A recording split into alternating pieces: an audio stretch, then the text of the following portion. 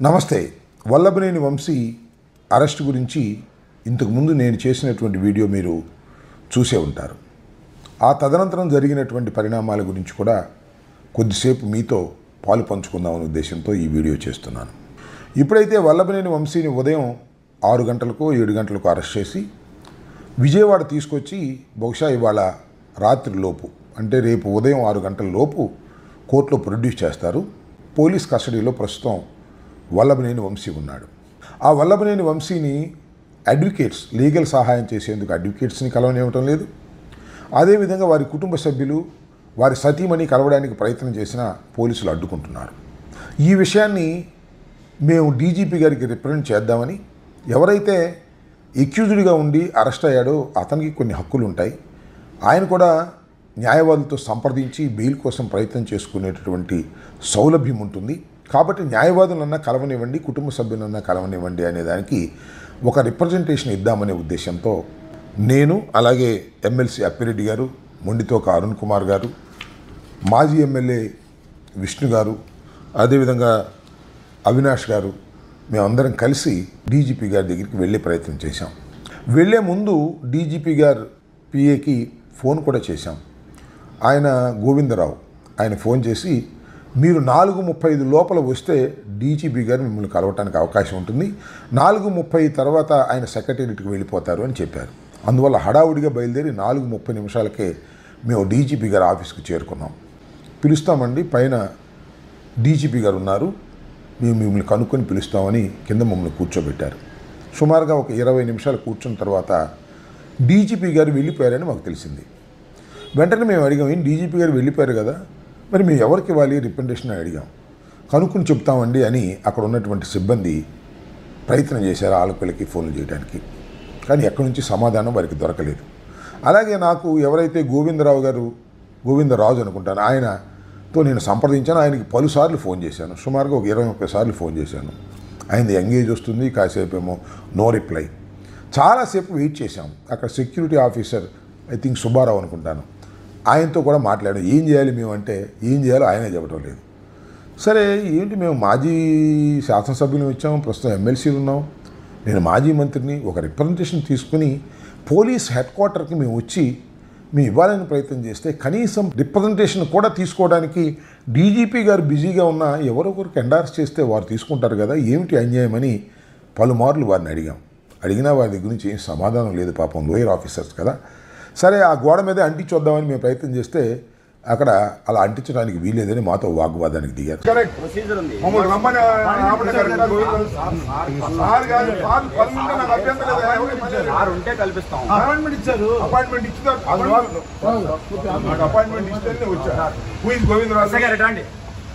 అట్లా అంటిస్తా అంటే అది కరెక్ట్ కాదు. ఏం చేయాలి సార్, రిప్రజెంటేషన్స్ మీకు తెలియదు కాదు, ఎక్కడైనా ఏ ఆఫీస్లో అయినా సరే దానికి చట్టంలో మీరేంటి సెక్యూరిటీ సెక్యూరిటీ ఓకే, మేము దొంగతనం చేశాను. నేను గోవిందరాజు అనే వ్యక్తిని కన్సల్ట్ చేసి నేను అడిగాను, నన్ను రమ్మన్నారు. 4:35 లోపు వస్తే మిమ్మల్ని డీజీపీ గారు కలుస్తారన్నారు. 4:35 లోపు నేను వచ్చాను, అరగంట కూర్చున్నాను. కానీ ఇదిగో డీజీపీ గారు వెళ్ళిపోయారు. లేదండి, పని మీద ఉన్నారు, ఒత్తిడిలో. డీజీపీ గారి బదులు ఫలానా ఆఫీసులో కలవమని చెప్తే ఆయన కలిసి రిప్రజెంటేషన్ ఇస్తాం. ఏం చేయాలి మేము? కలిసి మీద ప్లీజ్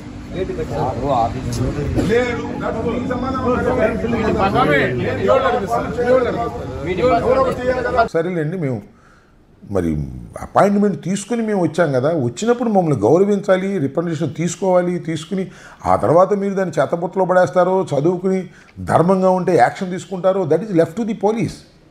కానీ కనీసం రిప్రజెంటేషన్ కూడా తీసుకోకుండా అవమానపరిచేటటువంటి కార్యక్రమం డీజీపీ గారు డీజీపీ హెడ్ క్వార్టర్లో, పోలీస్ హెడ్ క్వార్టర్లో, రాష్ట్రం మొత్తాన్ని కాపాడవలసినటువంటి పోలీస్, అది కూడా లా అండ్ ఆర్డర్ని కాపాడవలసినటువంటి హెడ్ క్వార్టర్లో ఆ విధంగా చేయటం, రెస్పాన్స్ లేకపోవటం ధర్మం కాదని అనిపించింది. చాలా బాధ కూడా కలిగింది. ఇవాళ ఫ్రెండ్లీ పోలీస్ అంటున్నారు. ఫ్రెండ్లీ పోలీస్ సంగతి దేవుడెరుగు. కనీసం మాజీ మంత్రిగా ఉండి, ఎమ్మెల్యేలు ఉండి, మాజీ ఎమ్మెల్యేలు, మాజీ ఎమ్మెల్సీలు వెళితే కనీసం రిప్రజెంటేషన్ కూడా తీసుకోలేనటువంటి స్థితికి పోలీస్ హెడ్ క్వార్టర్లోనే ఇలా జరుగుతుందంటే లా అండ్ ఆర్డర్ ఎలా ఉంటుంది ఈ రాష్ట్రంలో అనేది నాకు అర్థం కావటం లేదు. దానిలో ఇంకొక విషయాన్ని కూడా నేను ఇక్కడ చెప్పదలుచుకున్నాను. హరీష్ కుమార్ గుప్తా గారు the senior most IPS officer, home సెక్రటరీగా కూడా చేశారు, అనేక బాధ్యతలు నిర్వహించారు. ఆయన ఆఫీస్కి వెళ్ళినప్పుడు మాకు ఈ విధంగా జరగటం చాలా బాధాకరం. ప్రజాస్వామ్యంలో ఇది సరైనటువంటి విధానం కాదని మనవి చేస్తున్నా. ఇదంతా చూస్తుంటే మాకేమనిపిస్తుందంటే police almost all colluded with the government means party తెలుగుదేశంతో కొల్యూడైపోయి మీరు ప్రవర్తన చేస్తున్నారు. వంశీ మీద అన్నెసరీ కేసుని మీరు రిజిస్టర్ చేశారు. అంతేకాదు ఇంకొక విషయాన్ని కూడా చెప్పాలనుకున్నాం.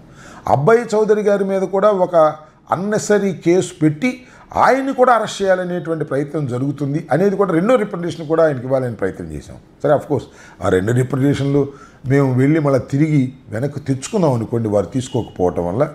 అబ్బాయి చౌదరి మీద కేసు ఏంటంటే దెందులూరు మాజీ శాసనసభ్యుడైనటువంటి అబ్బాయి చౌదరి గారు నిన్నేదో వివాహానికి వెళ్ళారు. ఆ వివాహంలో ఆయన కారుకి చింతమనేని ప్రభాకర్ గారి కారు అడ్డం వచ్చిందంట. అడ్డం వస్తే చూశారుగా మీరు ఎంత భయంకరంగా తిట్టాడు. ఆ డ్రైవర్ను పట్టుకొని పచ్చి బూతులు తిట్టాడు.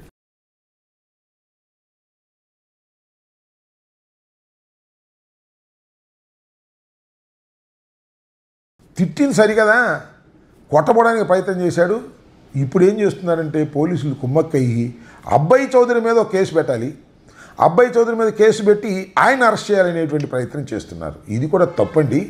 పోలీసులు ఈ రకంగా చేయటం సమంజసం కాదు అని ఆ రిప్రజెంటేషన్ కూడా ఇవ్వాలనేటువంటి ప్రయత్నం మేము చేశాం. ఈ చింతమనేని ప్రభాకర్ గారు సరే మొన్నదాకా చాలా బాగా ఉన్నాడు 8 నెలలు, మళ్ళీ ఇప్పుడు ఆయన నిజస్వరూపాన్ని చూపించేటటువంటి కార్యక్రమం చేస్తున్నారు. పచ్చి బూతులు తిట్టి అబ్బాయి చౌదరి మీద ఇష్టం వచ్చినట్టుగా మాట్లాడుతున్నారు. తర్వాత నేను కూడా చూశాను ఒక వీడియో, ఈ మధ్య ప్రెస్ మీట్ పెట్టాడు. నేను అంత పచ్చిగా తిట్టడానికి గల కారణం ఏమిటో తెలుసా అని అడుగుతున్నాడు. పచ్చిగా బూతులు తిట్టడానికి కారణాలు ఏముంటాయి? మన సభ్యత సంస్కారానికి సంబంధించిన అంశం కదా. పైగా మీరు శాసనసభ్యులు, మొదటిసారి కూడా కాదు. ఈ రకంగా అగ్లీగా మీరు ప్రవర్తన చేసి రాజకీయ కక్షలతో మీ కారుకి ఆయన కారు అడ్డం వస్తే తీసేయమంటే తీసేస్తారు, లేకపోతే కాసేపు ఆగితే మీరు వెళ్ళిపోతారు. దానికి రాజకీయ కక్ష పెట్టుకుని కేసులు పెట్టి లోపల పెట్టాలని ప్రయత్నం చేసినటువంటి కార్యక్రమంలో పోలీసు వారు సహకరించడం తప్పు అని నేను అభిప్రాయపడుతున్నా. మరొకసారి హరీష్ కుమార్ గుప్తా గారు డీజీపీ, శాంతి భద్రతలను రాష్ట్రంలో కాపాడవలసిన వ్యక్తి, వారు మా దగ్గర రిప్రజెంటేషన్ కూడా తీసుకోవడానికి వెనుకాడి మమ్మల్ని అవమానించి పంపటం అనేది ప్రజాస్వామ్యంలో సరైనటువంటి విధానం కాదు. ఒకవేళ మేము రిప్రజెంటేషన్ ఇస్తే తీసుకోండి, చదువుకోండి, వీలైతే యాక్షన్ తీసుకోండి, లేకపోతే లేదు. అంతే తప్ప రాజకీయ నాయకుల చేతుల్లో పపెట్స్ లాగా పోలీస్ డిపార్ట్మెంట్ పనిచేసినప్పుడు రాష్ట్రంలో శాంతి భద్రతలకు విఘాతం కలుగుతుంది, అరాచకం కూడా జరుగుతుందనే విషయాన్ని దయచేసి మర్చిపోవద్దు. ఇప్పటికైనా హరీష్ కుమార్ గుప్తా గారికి నేను మనవి చేస్తున్నా, మీకు ఈ వీడియో చేరాలని కోరుకుంటున్నా. మేము ఇచ్చినటువంటి రిప్రజెంటేషన్, ఇవ్వాలనుకుంటున్నటువంటి రిప్రజెంటేషన్ విషయాలు బాధ్యతగా ఒక ఐపీఎస్ ఆఫీసర్గా మీరు తెలుసుకోవాలి. ఒకవేళ మీరు తెలుసుకోకపోతే అది ప్రజాస్వామ్యంలో మీరు మీ డ్యూటీని సక్రమంగా చేయటం లేదని అర్థం చేసుకోవాలి. మేము ఇచ్చే రిప్రజెంటేషన్ తీసుకోవాలి, చదువుకోవాలి, దానిలో న్యాయం ఉంటే చేయాలి. That is the duty of the IPS officer. That is the duty of IAS officers. IPS IAS ఆఫీసర్లు చాలా స్ట్రిక్ట్గా ఉంటారని సమాజంలో అందరూ భావిస్తారు. మీరు ఈ విధంగా ప్రవర్తించడం తగదు.